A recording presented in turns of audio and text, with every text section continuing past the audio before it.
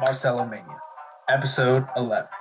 So Julian Edelman, Drew Bledsoe, but really, it's episode TB12 in honor of Tom Brady. A lot of chatting about the greatest of all time, Tom Brady, on this, his retirement, his career, all that. And then we get into a little bit of Royal Rumble recap, just some wrestling landscape, see where things are going as they head towards WrestleMania. So enjoy. Marcelo Mania, episode 11. That's Julian Edelman, but this is Tom Brady Day here right now. Had to get my guy Anthony DiCarlo. He's a Michigan guy. I mean, we didn't call each other. Great minds just think alike. But we're going to talk about mostly Tom Brady and why not. He's the greatest player to ever play in football. So let me first start off with obviously how everything unfolded. What were your thoughts on Saturday when it initially came down and then the next few days happened? Yeah, so Saturday I'm working a basketball game and we're sitting there and all of a sudden your phone lights up. The news breaks. Tom Brady's retiring. Adam Schefter said it, so everybody had to believe it.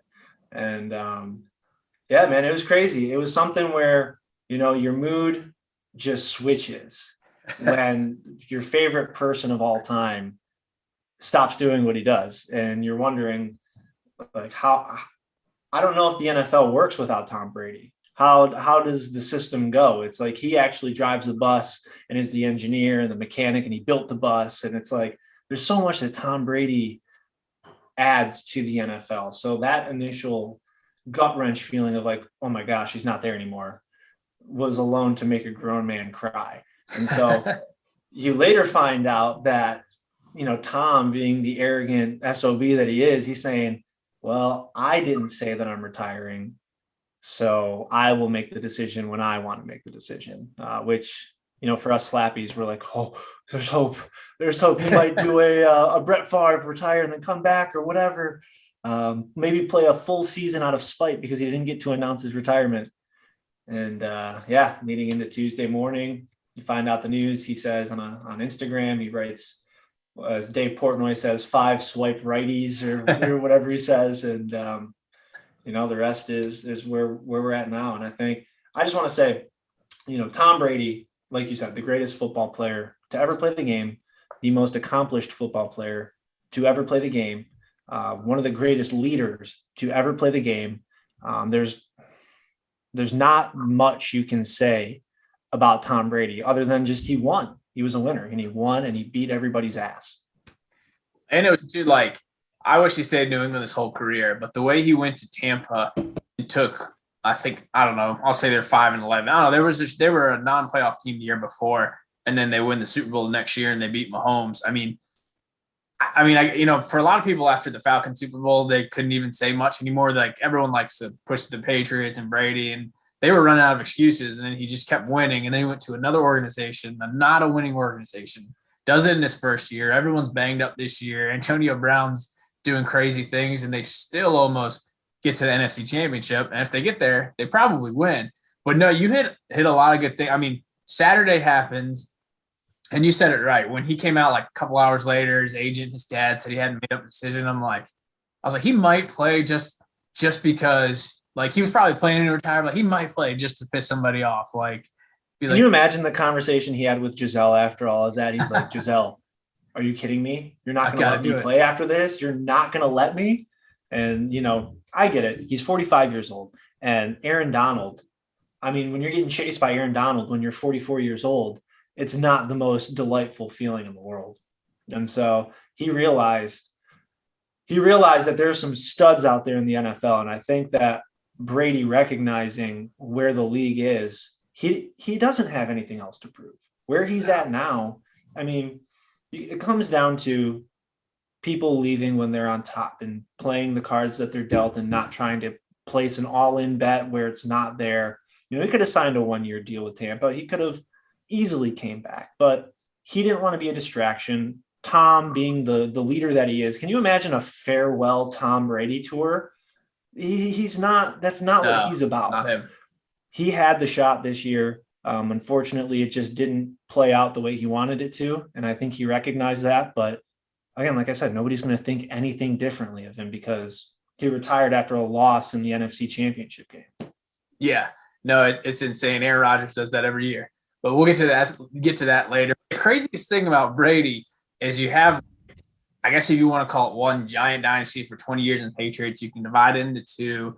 Then he goes, to Tampa. But all the dynasties that, him and the Patriots prevented, Seattle was knocking on the door of 2 or 3 Super Bowl. Kansas City thought they were going to run 3 or 4 back. Brady beat him twice. They could have gone. Listen, Peyton Manning had to leave Indianapolis to win a Super Bowl. Yep. Like he had to actually leave the competitiveness of that, potentially playing Tom Brady every year in the first round, because you knew you were just going to get kicked out. If the New England Patriots didn't have the bye, you knew you were not secured a win with Tom Brady on the field. And leading back to when he was a fat chunker and won his first Super Bowl, right, to kind of the chiseled, grown silver fox that we see now, there's been so many. You try to think about the moments, and there's so many that he's come back behind wins, last second drives, just the accomplishments, all the superlatives. It's that alone. And then on top of actually the film and the tape and seeing it live, the excitement and the experience of being a Tom Brady supporter. And look, he got me to be a Patriots fan. I like Tom Brady because he was a Michigan guy. We've talked about Michigan on this show before. And yeah, he there's something about Tom that he embodies what it's like to be kind of that tough, we're going to work our ass off and nothing's going to be given to us. And that's something that, I think us kids as Michigan fans could really appreciate in the time that we grew up in. Yeah, to keep that underdog mentality too. Like after you win 2 or 3 Super Bowls, like I don't know how you keep that motivation. He came back, ended up winning 4 more. Now it took him a while to get that 4th one. It took him 10 years in between the Seattle one and or Philly. Philly likes to forget that they lost the Super Bowl to us.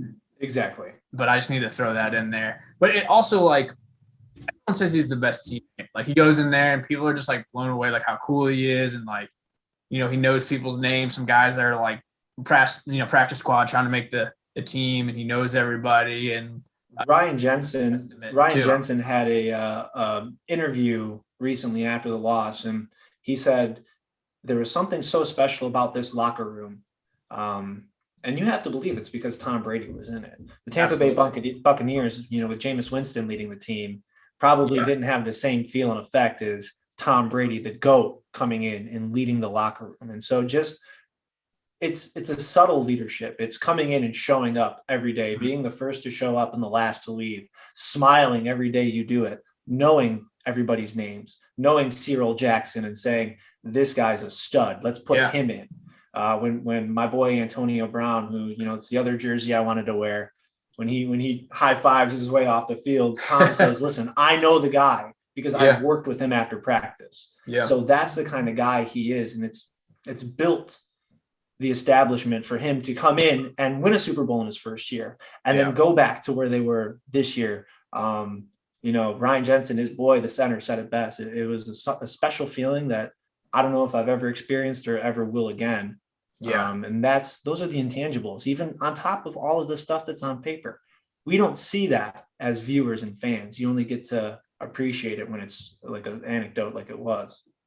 Yeah. And I mean, like, guys, there was some talent in Tampa, but guys like Mike Evans and Chris Godwin, they always played well, but he just elevated their game, not only because where he could put the ball, but and I didn't watch a ton of Tampa, but you could just notice, like, Mike Evans, his competitiveness was at a whole nother level once Brady got in the door. And that spread throughout the team, like you were saying. And, early on in his career, they won 3 Super Bowls. They had one of the better defenses in the league, but it's football. You're not going to win with a 31st ranked defense. You have to usually at least a top 15, like a respectable defense to get you some stops. But his MVP seasons early, he was throwing to people only Patriots would know. And it wasn't until 07 when they got Welker and Moss. And then over the years, they got better weapons. But that was an old argument people used to try and make. But he was winning MVPs in Super Bowl, David Patton and Troy Brown, who I love. Excuse me. So here's where I kind of want to start my Tom Brady tribute. And here's where everybody may go. Buckle up. It's the 3 eras of Tom Brady, right? And Tom Brady has 3 Hall of Fame careers within a 21 career span. And I think, to me, that's the most one of the most accomplished athletes ever. Yep. And you have people, I'll just say this. We're spoiled enough to watch Tiger Woods, a little bit of Michael Jordan, Michael Phelps, Roger Federer, Kobe Bryant, Tom Brady, Serena Williams, Venus Williams, these athletes who have just dominance. And Tom Brady is one of the most dominant athletes to ever walk the earth. But that later. Some of the people that he threw to: Troy Brown, Deion Branch, David Patton, David Givens, Kevin Falk.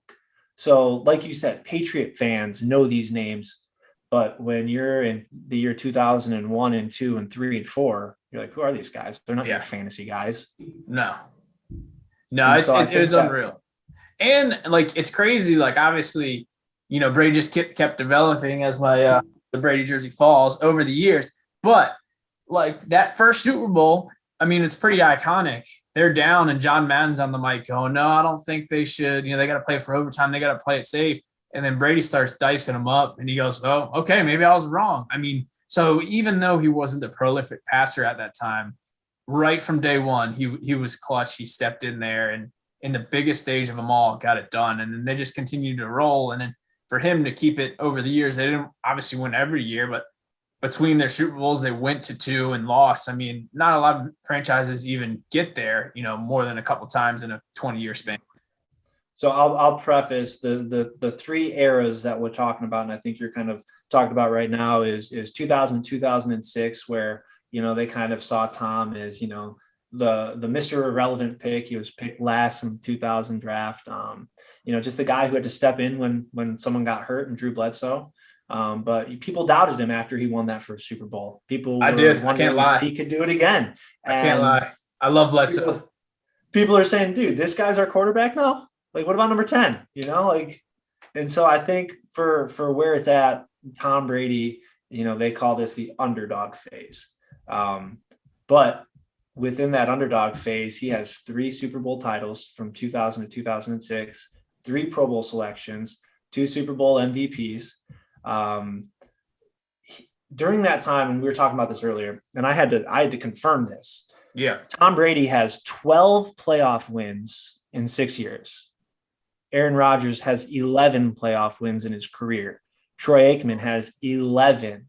I mean, Tom Brady, playoff game-winning drives, 6. John Elway in his career, 6. Eli Manning, 5. This is just phase 1.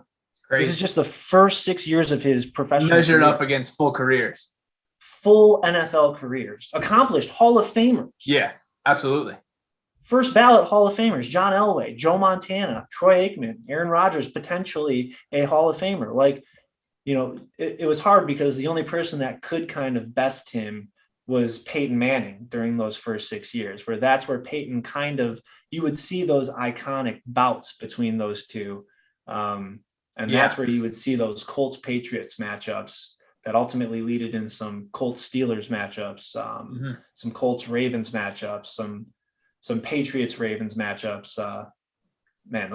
Those were the old days of football that people like to call it now.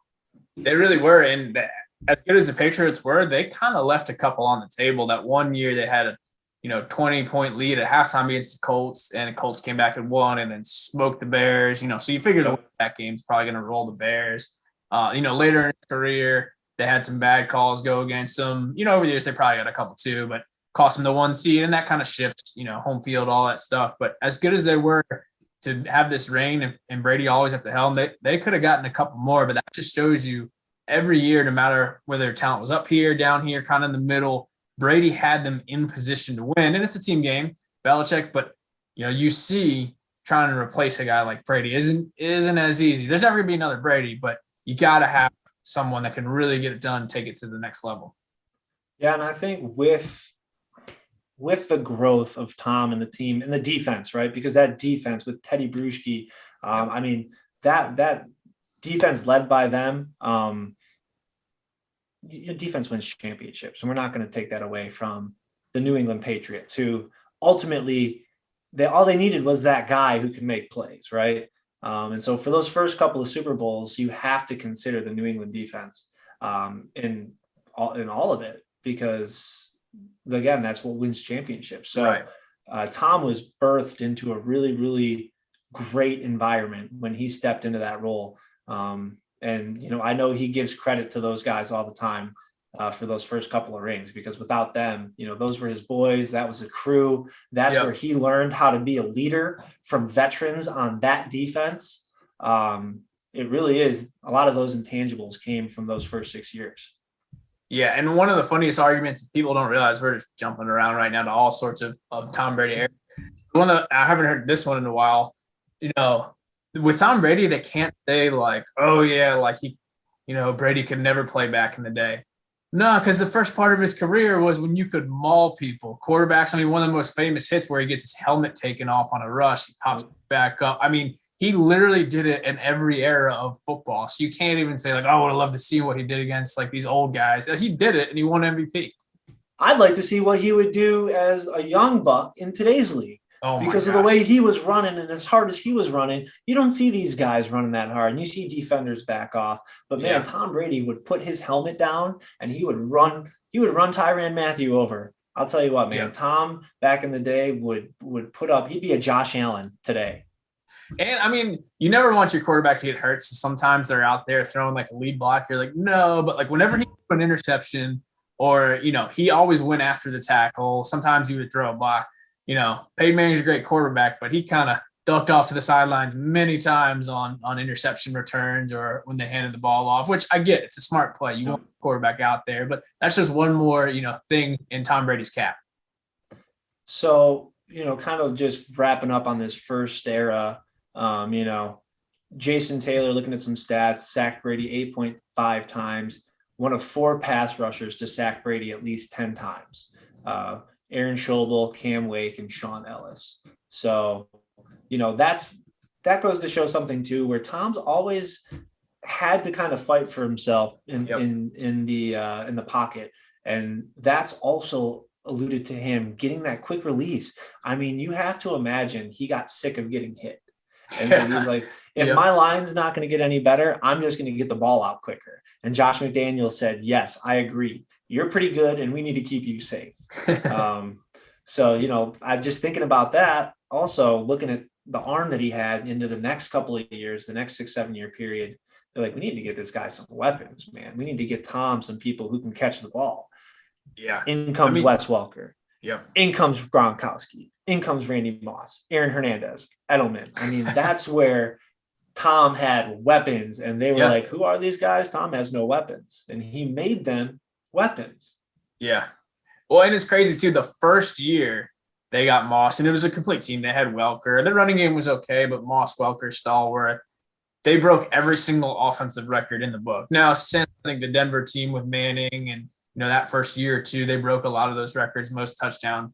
But it was like, oh my gosh, we actually gave Tom Brady a deep threat. We gave him a couple of like real, high caliber weapons, and they just ran through everyone. They lost Super Bowl, but they were favored by 15 points most games. I remember watching a game in Buffalo, and at halftime it was Tom Brady to Randy Moss. It was like 28-7. Moss had 4 touchdowns in the first half, and you just see him throwing up there, and obviously Moss helps him out. Moss is one of the best receivers ever, but it's just, you see this guy win MVPs and Super Bowls, then you give him weapons, and it's just unreal accomplished. And just correct me if I'm wrong, though. Randy Moss was supposed to have been washed up at that point, right? He was supposed to have been old and like useless and just a deep threat. And Tom Brady made him one of in the record books. Yeah, it's unreal. And I'm sure most people have watched the Man in the Arena, but Randy Moss wanted to play with him so bad, he secretly met with Tom Brady or like the year before, and then the offseason happens, then they get him. But that just got to tell you something. But you're about to hit on. I will say, you're about to hit on some of the middle years. Some points. They went to 2 Super Bowls, and there were some fluke plays away from getting 2 more. Yep, and that's what the playoff record doesn't necessarily show where they were at. They were 6-6 in the playoffs, so this was definitely when Tom Brady got hurt. There was a few things that went on, some flukes, but still during that time, 16-0 season, regular season MVP, had another one. Playoff passing yards, 3,000. 23 playoff touchdowns, career touchdown passes. This is another stat. Tom Brady, 212 touchdown passes within this second phase of this 6-year period. The next best, Terry Bradshaw, had 212 in his entire career. Kurt Warner had 208 in his entire career. Ken Stabler, Troy Aikman. So a list of Hall of Famers, and Tom Brady tied 38 most ever in this era. 4,000-yard passing seasons, he's got 5. Brett Favre has 6 in his entire career. Dan Marino has 6. It's just the way he's played and the way he progressed from those first 6 years to this 6 years. You could see the fire in his eyes grow. You could see he grew the hair out long. He's like, listen, guys, I really don't care anymore. All right. I'm dating a model now. All right. Like, life is good for me. I'm kicking everybody's ass on the field, and I'm starting to care about my body a little more. And I'm starting to lose a little bit of weight and starting to focus on what matters and seeing the longevity of his career and where it could go. This 6 years is where he determined his future and what he was going to be.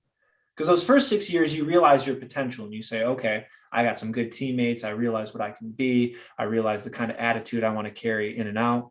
But these next 6 years is where you execute and perfect that and try to figure out. And in trying to perfect things, you're going to fail, which is what happened in these 6 years. Yeah. And I mean, and again, they were almost there with the Colts. That one year they blew the lead. They had 2 Super Bowls against the Giants. The first one, you get the miracle catch, stuff happens, but they're right there. The second one, Gronk's on one leg. They can't, their top weapon is down, and they still, both of those games right there, last possession with a chance to go.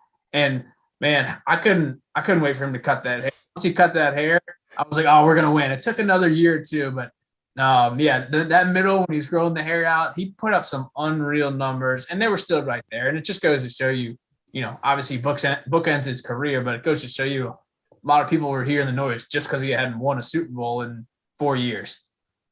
Well, I think, hold on one second. I think that, this says it best. He's got some rivals, and Brady's quoted to calling Ed Reed his kryptonite, right? Because he's got 2 really, really tough playoff losses to Ed Reed in the Baltimore Ravens, and 2 Super Bowl losses to Eli. And, that to me just kind of shows where he was in this time frame, because that 16-0 season, you really were like, hey, this is it. This is like going to be the perfect run. You're going to see it. You're going to witness it. Somebody didn't throw that gum out there and David Tyree's helmet, but Asante Samuel dropped 2 interceptions. There's just some flukes in football. It's crazy, but that's part of the game. And Tom realized that during this time. He realized, like, hey, this is part of life. This is part of growth. This is part of winning, is losing.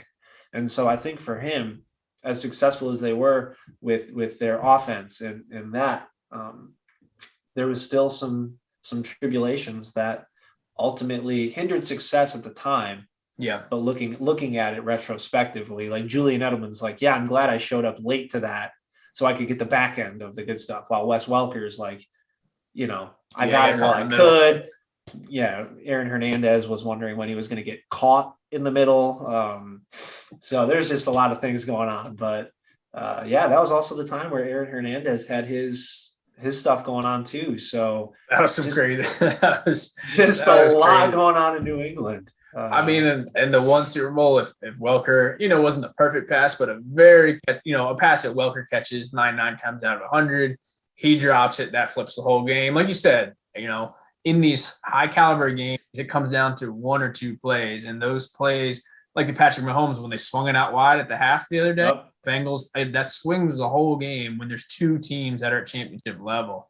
I mean, so it's just incredible. I know pretty soon we're going to get to his 3rd act of his career where, I mean, no big deal. He wins like 3 or 4. Yep. I will say, though, just one last thing. You can tell the effect Tom Brady has on people because my friends and I recreate that pass to Wes Welker. Yes. We recreate Tom Brady moments in our life and say, wow, like how much of a dime he threw there. And Wes Welker should have had it. There's so many moments where we've just, some Philly game moments where we won't talk about, but like, I mean, he threw like 400 yards against Philly the second time. And they're like, I mean, what more can you do? The guy let's just talk about that. His physical ability to throw the ball to a place, that alone should be Hall of Fame material. Yeah. And we see a lot of that moving forward into this next phase where he wins 4 Super Bowls, 4 MVPs, 1 first team All Pro. His playoff record through this 7-year period, 16-3. 6,000 playoff passing yards, 40 playoff passing touchdowns. Let's just, for the record, if you get the bye, you play 2 playoff games before you get to the Super Bowl. If you're a wild card, you get 3. So Tom Brady and the New England Patriots were playing a lot of playoff games throughout this time. And so total passing yards, 30,000 passing yards in this 6-year period. Unbelievable.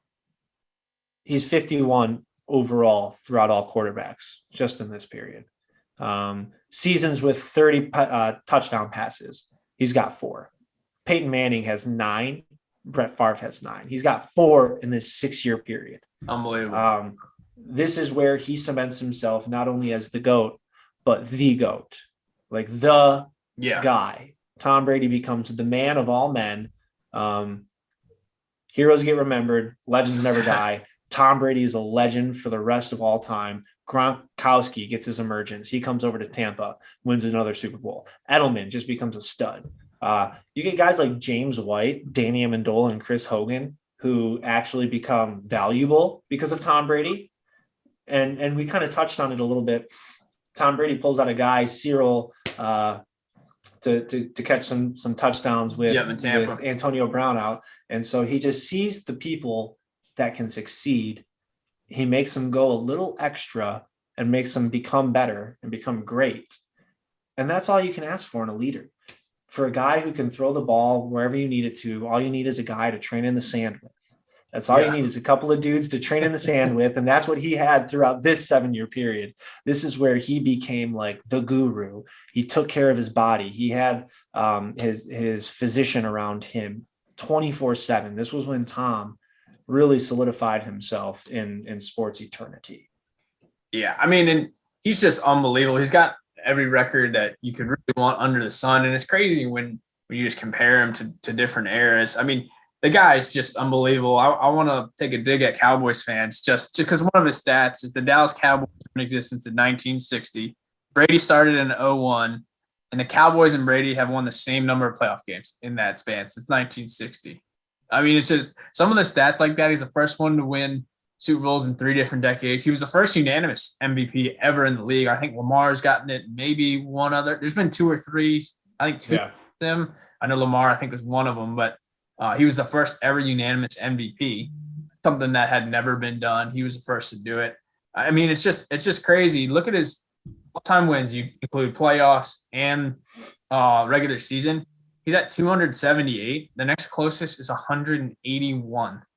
And that's Drew Brees. And then the list just keeps going down, Roethlisberger, Manning, just some guys you've heard of here and there. And I will say, everyone always asks me like what my favorite Super Bowl is. For me, it's Seattle. It's 2014. I mean, it's tough. Everyone expects the Atlanta one, but the Seattle one for me was, they had the 2 Giants losses in between. And I've been saying that. I was like, Brady for the last 7-8 years. I'm like, Brady's got 1 or 2 more years. So at the time they beat Seattle, I'm like, thank God he got 1 more, like on the back end. People, Spygate, whatever. That's in the past. They still got it done.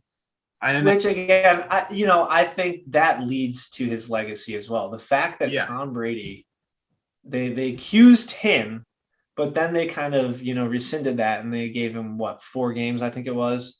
4 games in that 2016 year. Yeah, and they basically fired the ball boy, and the rest is history. And but I think that alone showed. And we can go to kind of counterculture and pop culture with Barstool and Dave Portnoy and those guys sneaking in and being the Tom Brady deviants that they were, man. That to me shows how impactful and how much people really understand and respect his greatness. Like this guy, he's a fucking GOAT. That's all I can say. He is incredibly there's just again, there's like an intangible quality. Now this is 2 dudes talking about another dude, right? Just a football playing dude. But there's just this intangible quality that Tom Brady sees. You see it on his face, you see it in his eyes. You're like, I want to be like that guy. And I think the people in the locker room and every position that they played were like, I want to have that. I want to be like that guy. Whatever he's doing, give me twice, because like it's definitely working for him. And I think looking at this last phase of his career, he instilled that on a lot of people. And then going to Tampa, and being the idol that he was in Tampa and winning a Super Bowl in his first year. I mean, that's kind of like weird. And then on top of it, it was the only Super Bowl that was ever won by a home team in their home stadium. So it's just like the cherry on top, where this guy can just go to a new place, gather and rally the troops like we talked about, and just go to work. Yeah. Well, and it's kind of funny too, because it was Spygate early, then it's Deflategate, but it's hilarious because his numbers post Deflategate are even crazy better than they were before. So it's like, no matter what you try to argue, like people just stopped arguing, especially after I think the Falcons won, and then he gets 2 more. Well, and then in the midst of it all, this 7-year stretch, he was 37. So everybody every year was saying, can he do it again? This is it. Yep. Oh, can he do it again? Oh, can he? And then at some point, the people are just like, why are we doing this? We know he's going to do it again. And this year, it was so hard to see because he actually did it again. He actually did it again. Yep. Whatever we are talking about that Tom Brady does, like every year.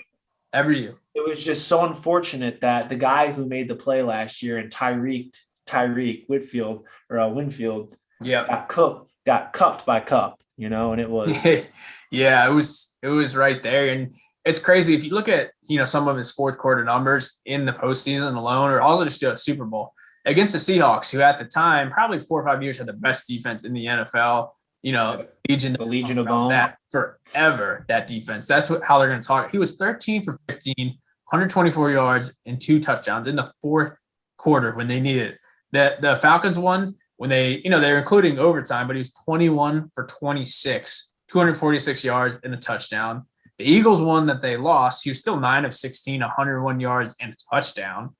And then the Super Bowl, the Rams, that was a much different game. They ran. It was more defense, but he was 4 of 5. So he took care of the ball, hit Gronk down the seam to really clinch that one, put him in field goal position. I mean, the guy just closes it. It's going forever. The interesting part of that statistically is this second phase, he was statistically a better player, right? Yeah. But this last phase, he was a better winner. He was statistically a more efficient winner. And that, to me, shows, all the game-winning drives he had and just leading his team, hitting Gronk down the sideline, throwing, even throwing dimes to Welker that were dropped, but just showing that he can put his people in position to succeed every time. Whenever there's stress, whenever there's doubt, I would love to see, 4, 5, 6 years worth of Tom Brady heartbeats in the huddle like they have nowadays. Because this guy's probably going there and looking guys in the eyes. And you see it on the bench too when people make mistakes. You see a difference between quarterbacks when, they throw an interception or something happens on, with another player and there's complacency. Tom Brady will get in your face and say, listen, you're better than this. I know it. You know it. Everybody on this sideline knows it. Be better, right? It's crazy. Like, the quarterbacks developed and did a lot of stuff at the line. But it's so funny to laugh. I mean, it's probably been longer than a few years, but you just hear him at the line. He's so composed. Gronk's in the wrong spot or whatever, or, talking to Edelman or Amendola, like Julian over here, Gronk here. Like, he's not even panicked. He's just like chilling. There's like 4 seconds left before they snap and he's moving people around and then boom. I mean, he's just such an absolute genius at the line. It's so crazy. And we haven't even mentioned the 7 Super Bowls is more than any other franchise. So he retires with more rings than any franchise. And he did it in a 20-year span. And the Lions just got to their first one with Matt Stafford. So, that to me, you said it, and we can go through the superlatives now. 7 Super Bowl wins, most ever. 10 Super Bowl appearances, most ever. 5 Super Bowl MVPs, most ever. 15 Pro Bowl selections, most ever. Most playoff wins with 35, playoff touchdowns, 86, playoff passing yards, 13,000, completions, regular season wins, touchdown passes, passing yards, oldest QB to win a Super Bowl. I mean, like on top of the cherry, with the cherry on top, he's the oldest quarterback to ever win a Super Bowl. And that just, I don't know. I just think, if I'm 42 years old and I got 3 kids Yeah. and I'm still worried about winning Super Bowls, like that to me just shows this guy's mentality. And leading back to the sentiment of earlier, he knew he couldn't do it anymore. He knew that he couldn't give The 300% commitment. everything. Physically, he could do it. Physically, mentally. Everything. When it comes to everything, when you wake up every day knowing what it takes to win and doing it, and this is where we can touch on, the late, great Kobe Bryant and competitors of that nature, where they understand the struggle, they embrace the struggle, they embrace the scum and the muck of it all every day, 4, 5, 6 a.m. workouts. But when you do it consistently and you get better from it, and you do it with your brothers and you get better for it, it's that's why I think everybody was okay with what happened this year in the Tampa Bay locker room. They said, guys, we actually gave it our all. You had to cart us off the field, and then we're all right with it. Yeah. I mean, it's crazy. He truly is, with the exception of not winning Super Bowl, he's going out on top. I mean, it's him or it's Rodgers this year for the MVP. I mean, so he can go out literally at the top of his game, and he could still play 2-3 more years at the top level if he wanted to. Like, obviously the fanboy in me wants him to come back in a couple years or something. And the whole thing with the retirement, like Saturday, people were like, how you doing? How you doing? I was okay when it actually happened because Saturday I thought it was real. And then it wasn't. So hopes were up, but like I process those emotions sometimes. And Tuesday I was like, dang, it's really here. And then the story was he didn't thank the Patriots, which I thought it was kind of lame that, that's a story that's still going on. But then his video today has mostly Patriots. It's like 80% Patriots. So, there's all that, I'm just, you can definitely get mad at him for maybe the lack of mentioning the Patriots. There's some pettiness there, but the guy made us relevant. He gave us 6 Super Bowl. I think I can only be so mad at the guy. I mean, and you love fest. You have to think about it too. Imagine if he played just flop the tables, the dynasties in Tampa, and he goes to New England. He's gonna thank everybody there first, because that's the immediate impact. Yeah. That's the organization. And you have to imagine that Tom knew that was gonna happen. There's gonna be some feedback because he's not a dumb guy.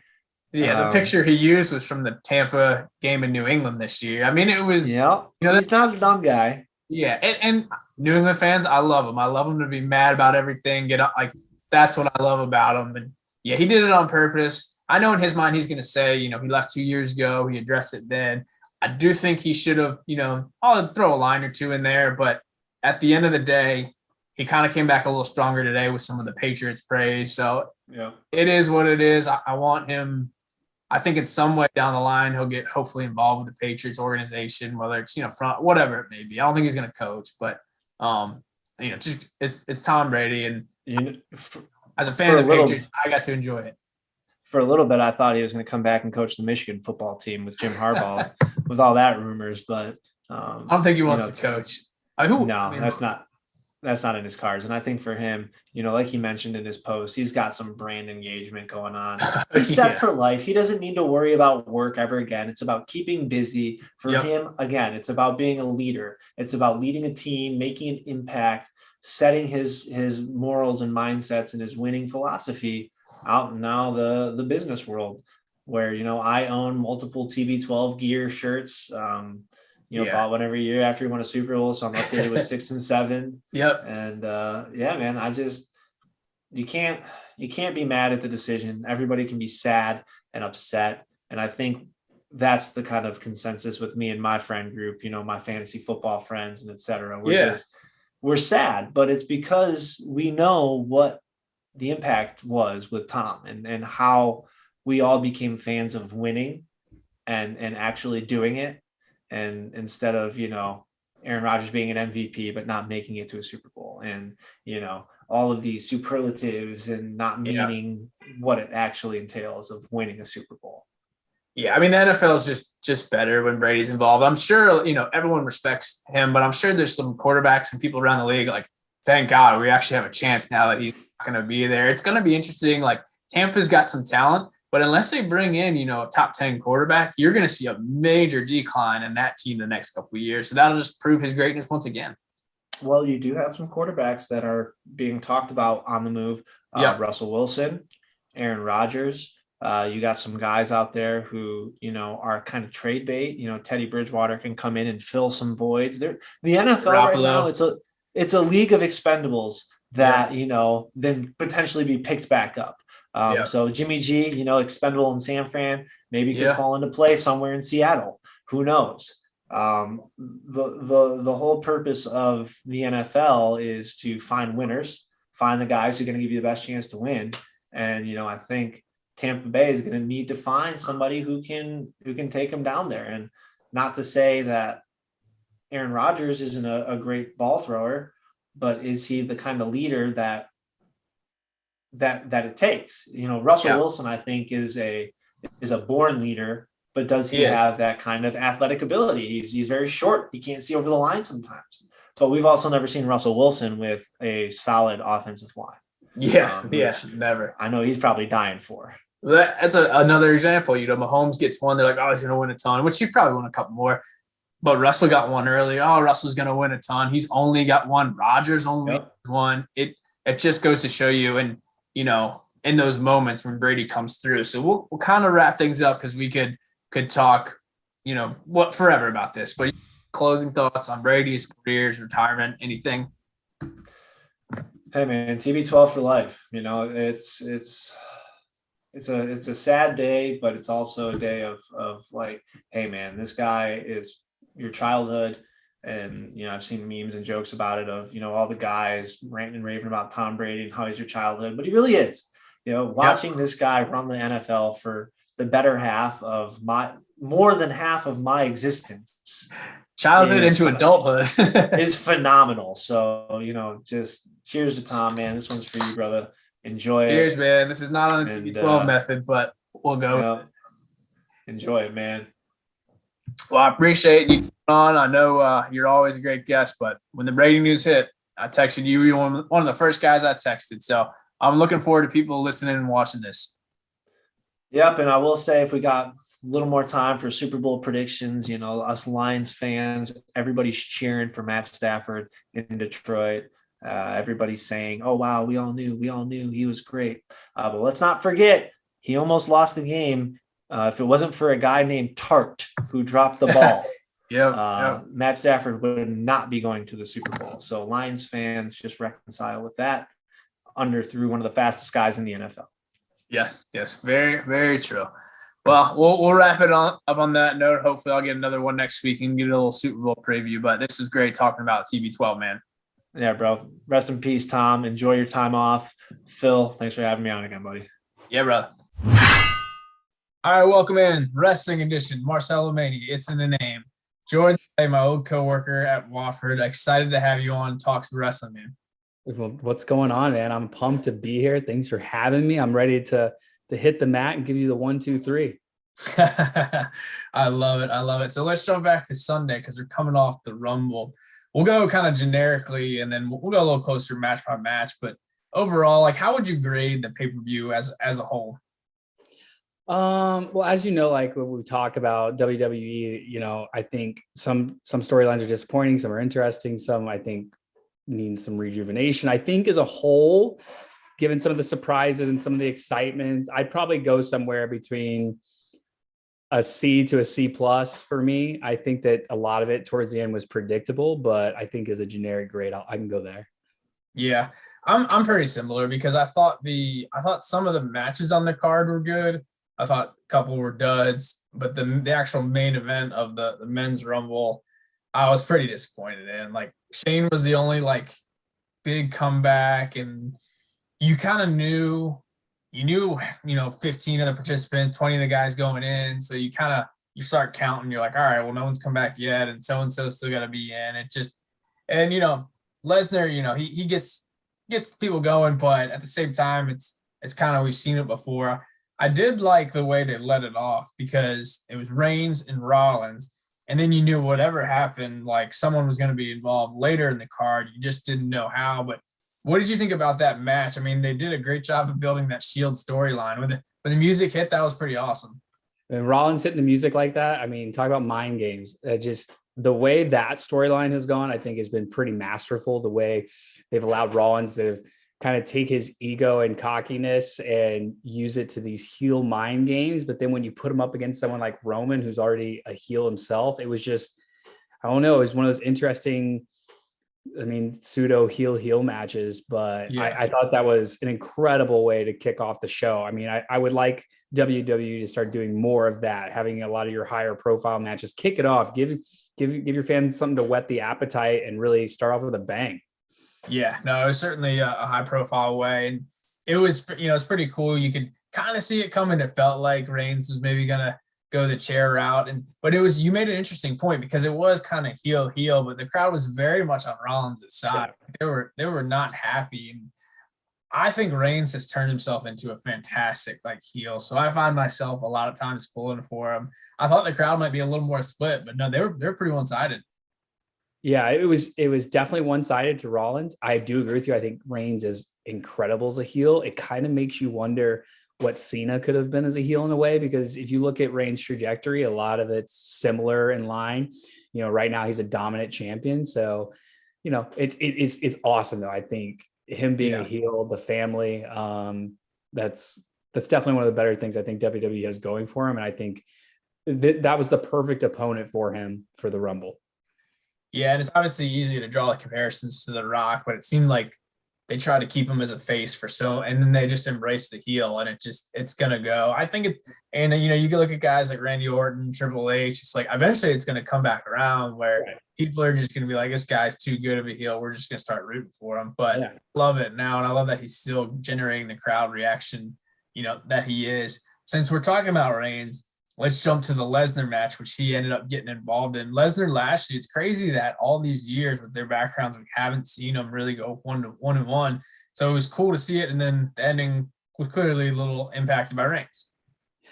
Yeah, but honestly, WWE kind of backed themselves into a corner with that booking, right? I don't get me wrong. I think the Rumble's great. It's one of the big ones, but it's certainly no WrestleMania where, in my opinion, something like Lashley and Lesnar would have been better suited for, because you could have let them go for, I don't know, those big boys can go 20 minutes, but you can let them go for 20 minutes and let them tear each other apart. And then it's kind of a win-win. Doesn't matter who comes out on top, because you're giving the fans, the battle of the beasts, essentially. But when you put it in the Rumble with those stipulations on the line, with the rumors of Reigns, Lesnar hanging overhead for Mania, you kind of booked yourself into a corner. So I see why WWE took the way out with having Reigns get involved, which logically makes sense, right? Piss off Lesnar a little bit. But it was still cool to see those two throw each other around a little bit. They were getting pretty physical. And it was interesting to see that, for the most part, you could say they were kind of booked 50-50 as far as strength and resolve goes. So that was interesting as well. Yeah, no, they definitely traded some blows. I will say, and Heyman's done it a couple times in the last month and a half. I kind of the double flip there. He's, went back to Lesnar, and then all of a sudden seemed like he's been on Reigns' team. So that was kind of cool, and I didn't see that aspect coming. I had a feeling Reigns might have something, but I didn't see Heyman going back to Reigns. So I'm intrigued to see how where they take that. So do you think it was actually him going back, or do you think it was done out of fear? Because, I mean, we know that, Heyman's cowardly and will flip on a dime. So in his initial reaction, the way he hesitantly handed over the belt, but then walked out cockily with Reigns, I don't know. I think maybe there's still more to that storyline. Like, I genuinely think that Heyman's going to have a bigger role probably in the Mania main event with Lesnar Reigns than maybe what we anticipate, or at least I hope so. I hope there's some kind of payoff, Yeah. Yeah, I mean, and I guess it's the greatness of Paul Heyman. It's hard to really tell. Yeah. And I mean, you just never know what to expect. I mean, talk about likable, unlikable guys. Yeah. Yeah, he's representing the heel, but he's cutting the best promos. Like, he adds an energy to the building that not many people can. He's fantastic. I love his role. I think he's one of the all-time greats for sure. So let's talk about the women's Rumble. There was a lot of rumors, flying around who might return. It was pretty decent. There was a couple. I think Ivory was a return I didn't expect. There's some good ones. The talk was Rousey. To me seemed kind of like, oh, that's too perfect. Like she's not going to come back and win the Rumble. Yeah. But it was still pretty cool when she did because I was overthinking. I was like, double negative. No way it's going to happen. And she came out, and I love the way. I think they needed a little bit of a jolt, a new face in there. And she's probably going to be like Lesnar, not around for the whole year. But, what did you think on the women's match itself and the overall winner?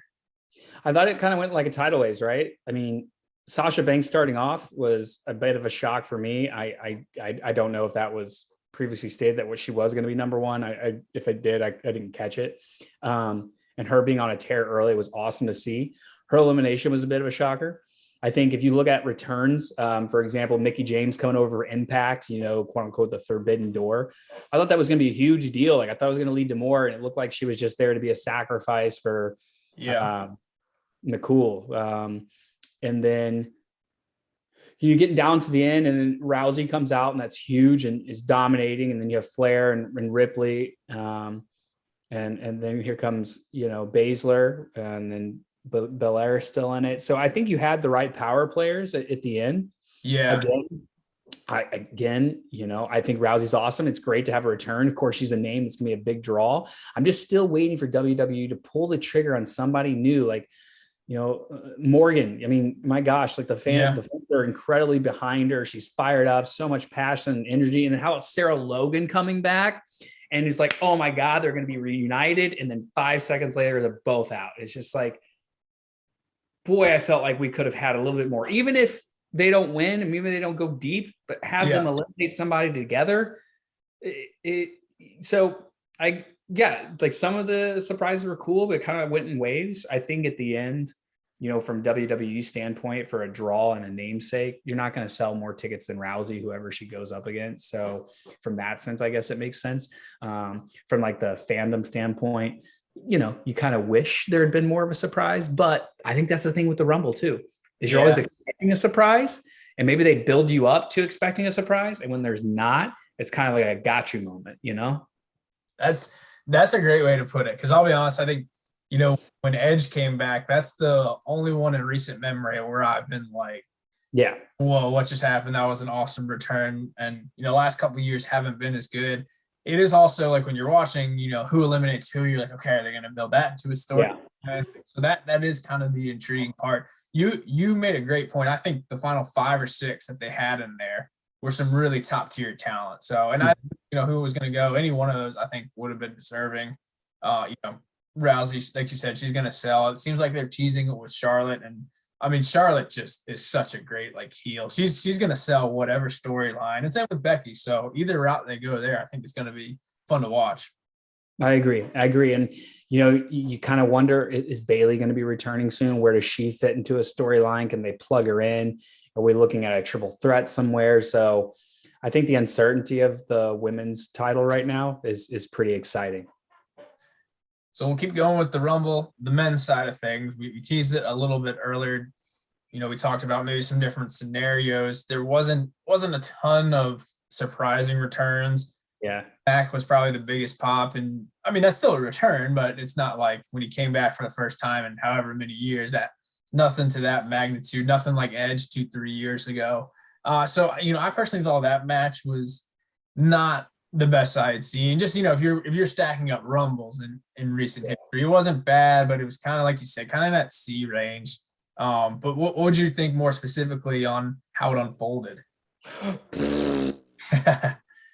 That was probably one of the worst Rumble matches I've seen in a long time. And I just, where's the surprise? Where are the storylines? Yep. What was the actual point? The whole point was to build it up for Lesnar to just come in and win.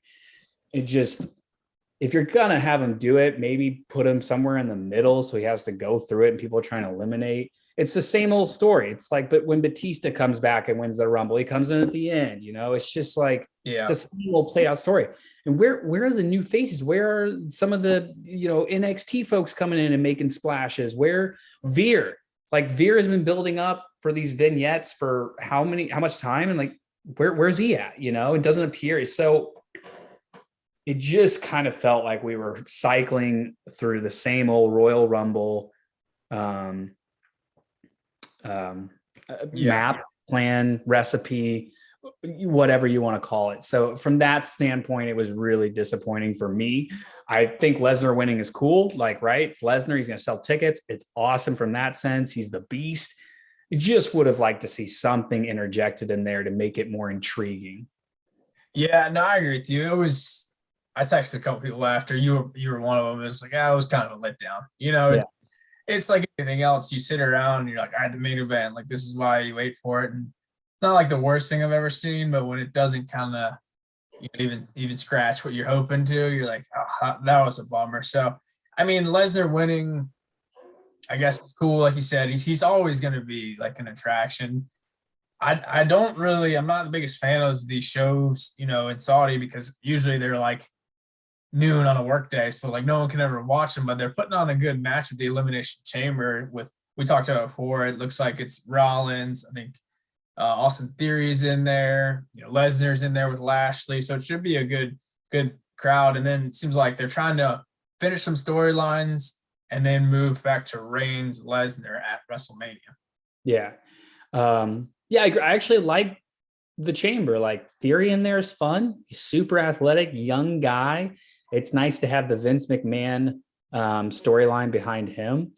Rollins being in there with those other four, I think he adds so much intrigue. And I think anytime Styles gets in any match, I think he makes everybody look good because he's so experienced. I think that's going to be a really fun Elimination Chamber. I think somehow, some way, I don't think WWE is going to pull the trigger on Lesnar winning and then being a title versus title unification match at WrestleMania. I could be wrong. Yeah. I wouldn't be surprised if Reigns somehow gets involved. I don't know. So there is some intrigue on that. It's kind of like, okay, I can get on board with that. Anytime I think you get 5 main players where there are, like you said, intertwining storylines, I think that's pretty intriguing. Yeah, and pre-Rumble, I thought they might be kind of aiming for a big man triple threat at Mania. I was thinking maybe Lesnar, Lashley, and Reigns might be the 3. Now it seems like, I agree with you, they might be kind of splitting the titles. And, they can always come back. If Lesnar doesn't win at the Chamber, they can come back to Lashley another time down the line, maybe keep that going. But yeah, I definitely, seems like they're definitely trying to do something with Reigns and Lesnar at Mania. So I don't really know who they're going to have walk out of the Chamber with the title. I mean, I guess if I'm picking Bobby Lashley, but it'll be, that's coming up this Saturday. So it's going to be quick. And then, they're full on WrestleMania and building storylines. Yeah. If they're going to throw a curveball, they got to throw it now. We're bottom of the 9th right now. So if there's any swerves coming, it has to happen Saturday. Because if not, you kind of already know what that roadmap's going to look like. It's kind of what everybody's speculating and talking about, right? Yeah. You almost like someone gets hurt before the Rumble, mystery entry or something like that. Yeah, or like something shocking, like Rollins wins or Theory wins the title in the Chamber. Like, that would throw everything for a loop. Would it be nuts? Yes, but it'd be exciting. It'd be like, yeah. Oh, I certainly wouldn't expect that, but yeah, that would lead to a lot. Yeah. So obviously wrestling, the good thing about today now, there's always been different shows, but in the last couple of years, the biggest splash that's been made has been AEW. And it's really been a fantastic product. I watched a ton of it early. I still kind of catch it, some not quite as much. But then Impact seemed like it had a little bit of a revival. So there's all this stuff. You got CM Punk coming back, you got Daniel Bryan. So AEW was, obviously really making a push. What are the biggest storylines that you're watching currently in AEW? Because they got some good things going. Yeah, I think the biggest one everybody's anticipating and talking about is MJF, who, you talk about incredible heels. This guy's like 24 years old and he's as good on the mic as anybody. It's unbelievable. And him and CM Punk are going to collide supposedly tomorrow in Chicago. So that's a huge one. Bryan Danielson and Jon Moxley. Jon Moxley coming back from alcohol rehab program, angrier than ever, running into the American Dragon. That's a huge storyline. Hangman Adam Page, AEW champion, taking on Lance Archer, the Murder Hawk monster. Talk about a great first challenger. It's going to be, or second challenger. It's going to be a fantastic physical match. Right now, I think the things outside of that is there's this really intriguing storyline between Adam Cole, Kyle O'Reilly, and Bobby Fish all being back together, but also the Young Bucks are still there.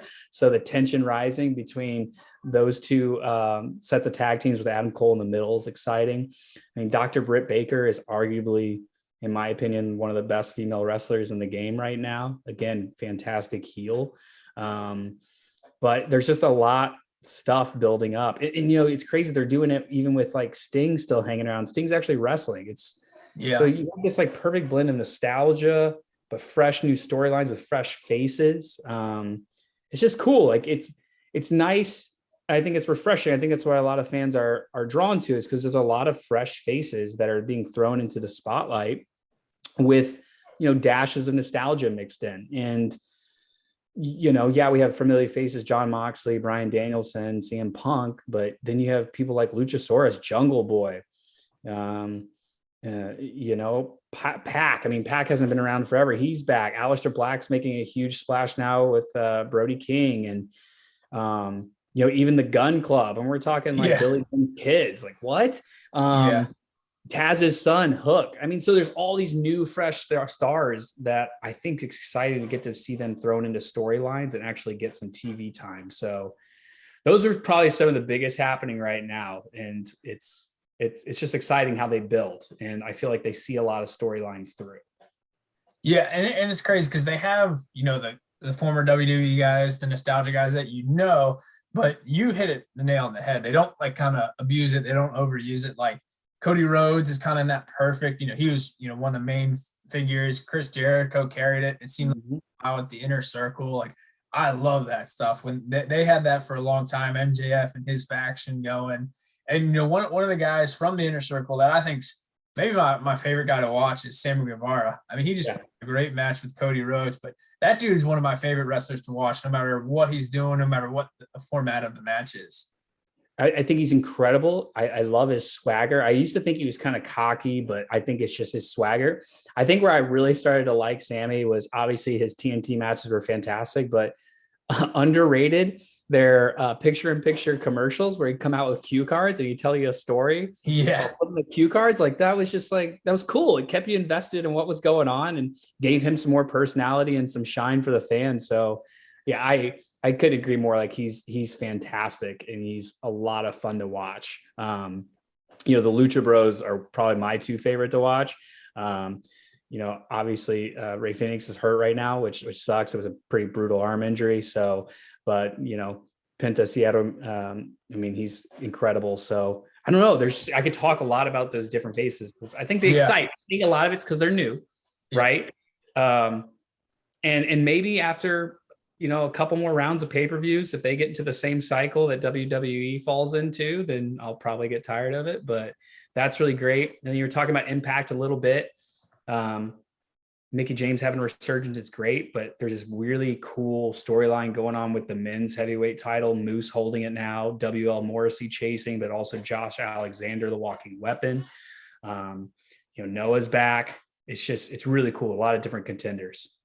Yeah. And I think that's what's great is, as WWE, WWF over the years, it's always been the biggest player in the game. And it's fun to have that. They still at times do the best work, but for a while there, you're like, there's nothing really else to turn to. And some of the guys like Jericho and Rhodes didn't feel like they have creative control. Now they go over and they seem like they got a lot of input and they can do a lot of things. So as a wrestling fan, if you want to watch something, it's out there. Just about every night there's something. So it's a little hard to keep up with, but you'd rather have that than one show. And if you get stale of those storylines, you got nothing to do. So, it's just as wrestling fans, it's awesome.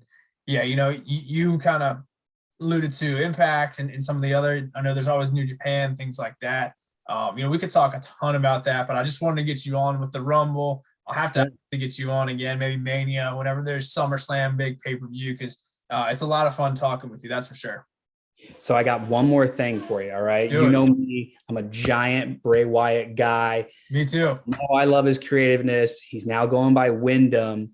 Have you seen his YouTube promos going on right now? So I wishfully was thinking I wanted him to come back in the Rumble. And I'm one of those guys, like, I love Bray as well. it's impossible to avoid spoilers. Yeah. But I try not to seek them out so I can somewhat be caught off guard. But tell me what he's got going on right now. I can't wait to see him back wherever he goes. He's working with this internet like producer, film editor, and they're simultaneously promoting his new story, kind of like what Aleister Black did in the House of Black promos. You know, they're kind of dark, very dark, very like ritualistic. But at the same time, they're also leading up to like this promo of this YouTube series that this guy is doing, but it's intermixing like Bray's wrestling storylines. So you get hints of his return.